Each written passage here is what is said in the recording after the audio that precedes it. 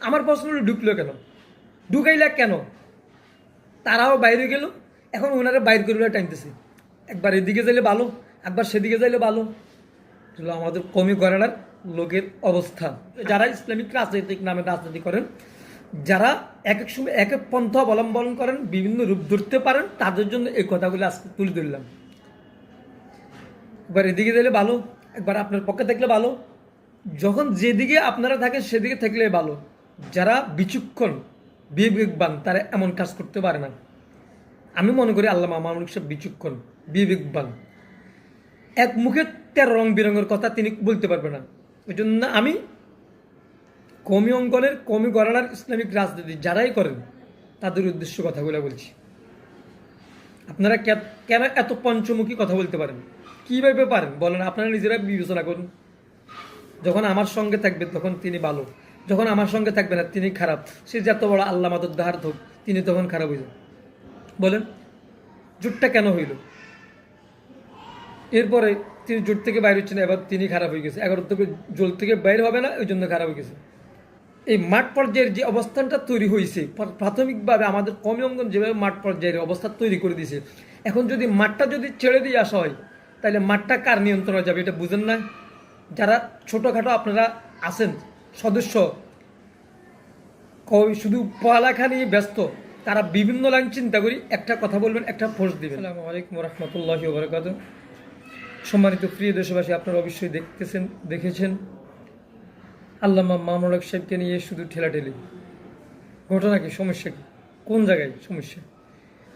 যখন জাতীয় নির্বাচনের সময় সবাই 11 দলের সাথে যখন ঐক্য করেছে, 11 দলের সাথে যখন সবাই ঐক্যবদ্ধ, তখন আল্লামা মামুনুল হক সাহেব শুধু যখন একাকী অবস্থানে যখন ছিলেন, তখন সবাই আল্লামা মামুনুল হক সাহেবকে নিয়ে আমাদের ঘরানার কওমি অঙ্গনের ঘরানার অনেক লেখালেখি হয়েছে। আল্লামা মামুনুল হক সাহেব বিএনপির দালাল হয়ে গেছে, আল্লামা মামুনুল হক সাহেব বিএনপির থেকে কোটি কোটি টাকা খাইছে, নহিলে 11 দলের জোটে আসতেছে না কেন? তখন অনেক লেখালেখি হয়েছে ফেসবুকে। আমাদের ঘরানার লোকেরা এখন যারা এখন টহল করতেছে 11 দলের জোটের সাথে কেন, 11 দলের জোটের সাথে কেন মামুনুল হক সাহেব 11 দলের সাথে কেন দেখতেছি, কেন? এই বিভিন্ন রং বিরঙের প্রশ্ন উঠেছে, সহ্য হচ্ছে না। যখন তিনি 11 দলের সাথে ছিল না, তখন আমাদের ঘরানার রাজনীতি যারা করে কওমি অঙ্গনের, তারাও পর্যন্ত তিনার বিরুদ্ধে অনেক লেখালেখি করছে, ফেসবুকে অনেক কথা বলছে, উনাকে অনেক কটাক্ষ করেছে। বিএনপির দালাল, বিএনপিতে টাকা খাইছে, বিভিন্ন রং বিরঙের কথা উঠেছে। কেন আসতেছে না? যখন তিনি জোটের সাথে গেছেন, শেষ পর্যায়ে, একদম শেষ পর্যায়ে অনেককে তিনি কওমি অঙ্গনের সবার সাথে তিনি ম্যাচিং হওয়ার জন্য যখন 11 দলের সাথে যখন গেছেন, যাওয়ার পরে আপনারা দেখেছেন উনি ঢুকার পরে জমিয়ত তখন বেড়ে গেছে। যাই হোক গেছে, তারপর উনি 11 সাথে গেছে একদম নির্বাচনের নির্বাচনের একদম মানে জোটের একদম শেষ পর্যায়ে। কিন্তু এর আগ পর্যন্ত তিনি বিএনপির সাথে দালাল, বিএনপির থেকে খাইছে, অনেক টাকা খাইছে, এটা খাইছে, এটা অনেক লেখালেখি করছে। তিনাকে অনেক মানে কটাক্ষ ভাষায় গালাজ, এমনকি তিনাকে বিভিন্ন রকমের বিদ্রুপ, যেটার কোনো সীমা নেই। এরপরে যাক জোটের সাথে যখন 11 দলের সাথে গেছি, যাওয়ার পরে এরপরে সবাই খুশি। মামুনুল হক সাহেবের একদম মানে আনজানজি কোলাকুলি, ভালোবাসা, মায়া মমতা, ফেসবুকে পোস্ট, যত বাড়া পোস্ট আছে সব মামুনুল হক এখন ভালো। মামুনুল হক যাক 11 দলের সাথে গেছে, জামাতের সাথে ঐক্য আছে, সবাই এখন ভালো খুশি। কওমি অঙ্গনও ভালো, সবাই ভালো। এখন বিএনপি মন খারাপ হইতে এবার স্বাভাবিক। কিরে মামুনুল হক সাহেবরে ভাবলাম যাবে না, তিনি চলে গেল। এখন আবার এর কিছুদিন পরে যখন নাকি আরব রাজনৈতিক দল যখন এরা ছুটি গেছে, বিভিন্ন সিস্টেমের কারণে, যে কোনো কারণে হোক, ওদের নিজের স্বার্থ হোক বা ধর্মীয় স্বার্থ হোক, যে কোনো কারণে হোক বেড়ে গেছে একটা দল আমাদের ঘরানার। বেড়ে দেওয়ার পরে এখন মামুনুল হক সাহেব শুধু আছেন, আর ইসলামিক কিছু রাজনৈতিক ঘরানার লোক আছেন আমাদের কওমি অঙ্গনের। এখন নির্বাচন হয়ে গেল, ভোট হয়ে গেল, সব হইলো। হওয়ার পর এখন কি মামুনুল হক বাইরে না কেন, চোট থেকে বাইরে না কেন, গেছে কেন? আমার কথা ঢুকলো কেন? আমার প্রশ্ন হলো ঢুকলো কেন? ঢুকাইলা কেন? যারা মিলে ঢুকাইছ তারাও বাইরে গেল, এখন ওনারা বাইর করে টানতেছে। একবার এদিকে যাইলে ভালো, একবার সেদিকে যাইলে ভালো। আমাদের কমি গড়ানার লোকের অবস্থা আজকে তুলে ধরলাম, কথাগুলা তুলে ধরলাম আপনাদের মাথা পরিষ্কার হওয়ার জন্য, ব্রেনটা ওয়াশ করার জন্য। আপনারা প্রত্যেকে যারা ইসলামিক রাজনৈতিক নামে রাজনীতি করেন, যারা এক এক সময় এক এক পন্থা অবলম্বন করেন, বিভিন্ন রূপ ধরতে পারেন, তাদের জন্য এই কথাগুলো আজকে তুলে ধরলাম। একবার এদিকে দিলে ভালো, একবার আপনার পক্ষে থাকলে ভালো। যখন যেদিকে আপনারা থাকেন সেদিকে থাকলে ভালো। যারা বিচক্ষণ বিবেকবান তারা এমন কাজ করতে পারে না। আমি মনে করি আল্লামা মামুনুল সাহেব বিচক্ষণ বিবেকবান, এক মুখে 13 রং বেরঙের কথা তিনি বলতে পারবে না। ওই জন্য আমি কমি অঙ্গনের কমি গণনার ইসলামিক রাজনীতি যারাই করেন তাদের উদ্দেশ্য কথাগুলো বলছি। আপনারা কেন এত পঞ্চমুখী কথা বলতে পারেন? কীভাবে পারেন বলেন? আপনারা নিজেরা বিবেচনা করুন।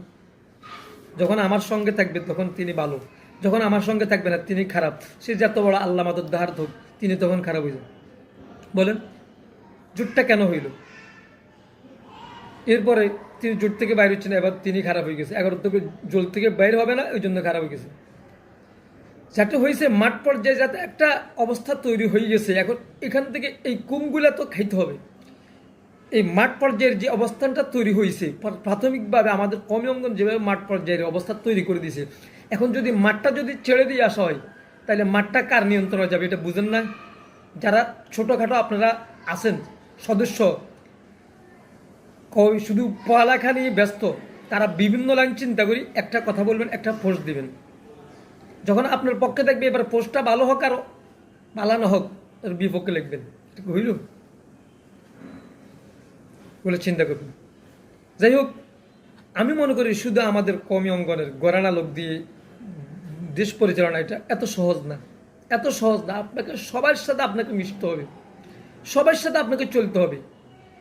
শত্রুকে আপনাকে বন্ধু বানিয়ে নিতে হবে, শত্রুকে আপন বানিয়ে নিতে হবে, শত্রুর সাথে আপন মতো কথা বলতে হবে, তাদের সাথে চলতে হবে। এখন আপনারা নিজেরাই ঘরের লোকের সাথে ঠেলাঠেলি কীভাবে দেশ পরিচালনা করবেন বলেন? ঘরের লোকের সাথে আপনাদের ঠেলাঠেলি চলে। এতে একটু ভালো খানি এতারা দেখতে পারেন না, এতে একটু ভালো কারোর সাথে চলাফেরা হলে এটা দেখতে পারেন না, এ একটু সত্য কথা বলতেছে কিনা এরা দেখতে পারবেন না। আমার পক্ষে না হইলে এটা সত্য যদিও এটা খারাপ।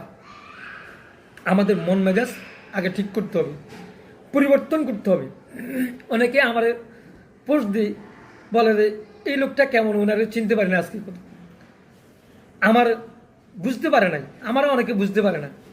আমি হইলাম ন্যায় এবং ইনসাফের পক্ষে, সত্যিকারের পক্ষে।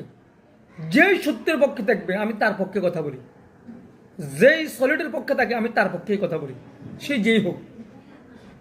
সেই জন্য অনেকে আমারে বুঝতে পারে না। আমরা হইলাম আল্লামা জুনায়েদ বাবনগর রহমতুল্লাহ আলাইহির উত্তরসূরি, আল্লামা জুনায়েদ বাবনগর রহমতুল্লাহ আলাইহির কষ্ট মাখা, তিনার মনের আবেগের জড়িত এই তিনার সত্যকে, তিনার যে একটা কথা, তিনি সত্যকে সত্য তুলে ধরা, আমরা হইলাম সেই লোক, তিনার মহাব্বতের লোক। আল্লামা মহিবুল্লাহ বাবনগরী বর্তমান হেফাজত আমির, তিনার মহাব্বতের লোক। সেই জন্য আমাদের কাছ থেকে 2 নম্বরই পাবেন না, 3 নম্বরই পাবেন না, যখন যারাই সত্য বলবে তাদের পক্ষে থাকি। সেই জন্য অনেকে আমারও বলে এই লোকটার কোনো বুঝলাম না, বুঝবেন না, কিছু বুঝবেন না। আপনার সত্য চলেন, আপনার সঠিকভাবে চলেন, সঠিক পথে চলেন, আপনার পক্ষে কথা থাকবে। যেমন দেখেন না, কিছুদিন আগে আমি দিয়েছি তারেক জি হইল বর্তমান জেনারেল লাইনের লোকের মধ্যে আমি সবচেয়ে বেশি পছন্দ করি আমাদের বর্তমান প্রধানমন্ত্রী তারেক জিয়া। তিনাকে আমি অত্যন্ত মহব্বত করি, যত কিছু উনি ভালো মানুষ, তিনাকে আমি মহব্বত করি। আর জাতীয় পরিস্থিতির মধ্যে আমাদের কমি অঙ্গনের কমি গণনার 2 জনকে আমি মহব্বত করি। একজন হচ্ছে এই মাননীয় শিবচরের এমপি মৌলানা হানজালা সাইদুদ্দিন হানজালা সাহেব, তিনাকে মহব্বত করি। আরেকজন হচ্ছে বর্তমান জাতির আইডল, কমি অঙ্গনের আইডল, জাতীয় নেতৃবৃন্দ পরিচিত বাংলাদেশ খেলাফত মজলিসের আমির আল্লামা মামুনুল সাহেব, তিনাকে আমি পছন্দ করি। এই 3 জন ব্যক্তিকে আমি বাংলাদেশের সবচেয়ে বেশি পছন্দ করি। এবার আপনারা আমার কে কী বলবেন সে জানি না। আর আমার মুরব্বীর মধ্যে আধ্যাত্মিক রাহাবার আমি অত্যন্ত পছন্দ করি, আমার মহাব্বতের মুরব্বী পীর তিনি হচ্ছেন হেফাজতের আমির আল্লামা মুহিবুল্লাহ বাবনগরী, জামিয়া বাবনগর মাদ্রাসার বর্তমান মুহতামিম, বর্তমান হেফাজতের আমির যিনি, তিনি হলে আমার মহাব্বতের মানুষ। তিনাকে আমি অত্যন্ত পছন্দ করি, উনাকে অত্যন্ত আমি মহাব্বত করি, তিনি আমার অত্যন্ত পছন্দ করেন, উনি আমাকে অত্যন্ত মহাব্বত করেন, আমি ওনাকে মহাব্বত করি। মানুষ এমনি একজনকে একজন মহাব্বত এমনি করে না, বিভিন্ন কাজ কারবার চাল চলন এটা বুঝতে হবে।